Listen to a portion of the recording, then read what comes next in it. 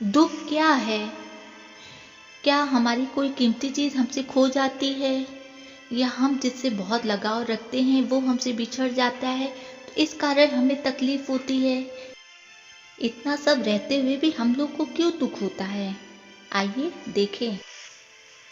एक बार गौतम बुद्ध और उनके शिष्य एक वन से गुजर रहे होते हैं।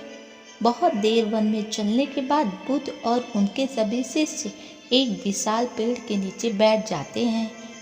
गौतम बुद्ध का एक शिष्य उठता है और बुद्ध से पूछता है, बुद्ध, मैं आपसे एक प्रश्न पूछना चाहता हूँ। बुद्ध कहते हैं, पूछो, क्या प्रश्न है तुम्हारा? फिर क्या, पहले मेरे जीवन में बहुत सारा दुख था जिसके कारण मैं भिक्षु बन गया हूँ, पर मैं अभी तक नहीं जान पाया हूँ कि दुख का कारण क्या है।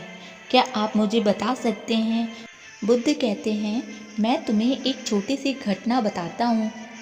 एक नगर में एक धनी सेठ रहता था। उसके पास एक वफादार नौकर होता है। वह सेठ अपने नौकर पर बहुत विश्वास करता है। वह सेठ अपने नौकर से कभी भी किसी बात के लिए शक नहीं करता, क्योंकि उसका नौकर वास्तव में ही बहुत ईमानदार होता है। एक बार उस सेठ को किसी काम से बाहर जाना पड़ता है। 2-3 दिनों के बाद जब वह सेठ वापस लौटता है तो वह एक कीमती सामान लेकर घर आता है। वह उस कीमती सामान को अपने कमरे में बड़ा सजा कर रखता है और अपने नौकर से कहता है कि तुम्हें इसका खास तौर पर ध्यान रखना है, देखना यह टूटे नहीं। नौकर कहता है, मालिक, मैं पूरा ध्यान रखूंगा, आप चिंता ना करें। अगले ही दिन वह नौकर पूरे घर की सफाई कर रहा होता है। सफाई करते वक्त वह कीमती सामान उस नौकर के हाथ से फिसल जाता है और नीचे गिर जाता है। सेठ को जब यह बात पता चली तो वह नौकर के पास आया और उसको खूब डांटा और धमकाया, पर ना तो वह उस नौकर को नौकरी से निकाल सकता है और ना ही उसे पीट सकता था, क्योंकि वह उसका बहुत वफादार और पुराना नौकर है। इसलिए वो डांट धमका कर ही छोड़ देता है। सेठ अपनी उस कीमती चीज़ के बारे में बहुत सोच समझकर दुखी हो जाते हैं।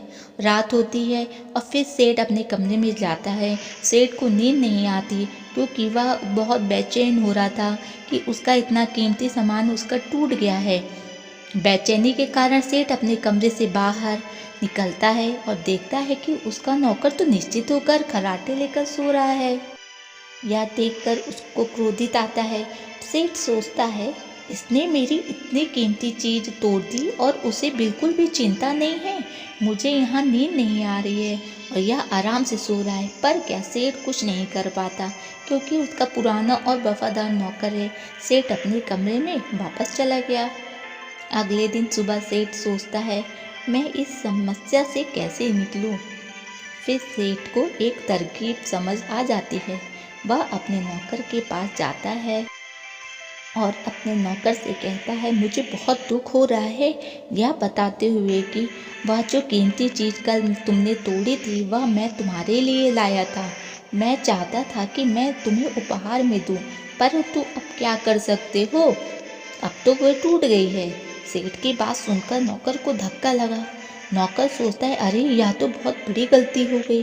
वे इतनी कीमती और महंगी चीज़ मेरे लिए थी और वो मुझसे टूट गई। फिर क्या, उस नौकर के मन में बेचैनी पैदा हो जाती है, दुख पैदा हो जाता है। रात होते ही फिर क्या, सेठ आराम से सोता है और वहाँ नौकर बेचैन रहता है। उसे नींद ही नहीं आती। क्यों नहीं नींद आती? क्योंकि उस नौकर ने उस सेठ की उस कीमती चीज़ को अपने आप से जोड़ लिया था, इसलिए दुखी हो रहा था।